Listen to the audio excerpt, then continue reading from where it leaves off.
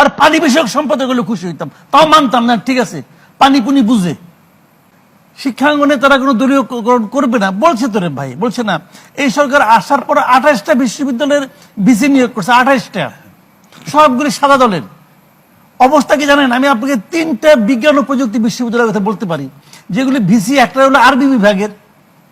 আর আপনি আমাকে বলেন ভাই, আরবি বিভাগের একজন টিচার, উনি একটা বিজ্ঞান ও প্রযুক্তি বিশ্ববিদ্যালয়ের ভিসি, ভাই দরকারটা কি? বিএনপির মধ্যে কি বিজ্ঞান ও প্রযুক্তির কোনো শিক্ষক নাই? আপনি বিএনপি লোকে দিবেন, দেন, অসুবিধা নাই, দেন, একটা যোগ্য লোককে দেন। মানে হলো কি, এটা কেউ কেউ কিছু কিছু লোক আছে, এরা এগুলি ইজারা নিচ্ছে, এই দলের মধ্যে আছে। আমি মনে করি ইজারা নিচ্ছে যে তোমার আমি ইউনিভার্সিটি ভিসি বানাই দেবো, তুমি আমার কি দিবা। এবং ইজারাদার ওনাকে নিয়ে যায়, বলে এই কিন্তু খুব ভালো লোক, বিএনপির জন্য জান দিয়ে দিচ্ছে, অতএব তারা ওই ইউনিভার্সিটিতে বানাই দাও, বানাই দিল।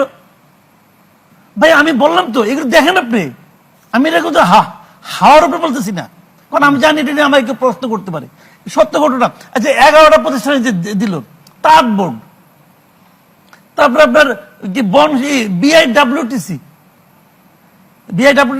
চেয়ারম্যান বানাইছে, উনি হলো বিএনপির সহ ধর্ম বিষয়ক সম্পাদক। আর পানি বিষয়ক সম্পাদক হলে খুশি হইতাম, তাও মানতাম না। ঠিক আছে, পানি পুনি বুঝে, উনি সহ ধর্ম সম্পাদক, তারা বিআইডব্লিউটিসির চেয়ারম্যান বানাই দিছে।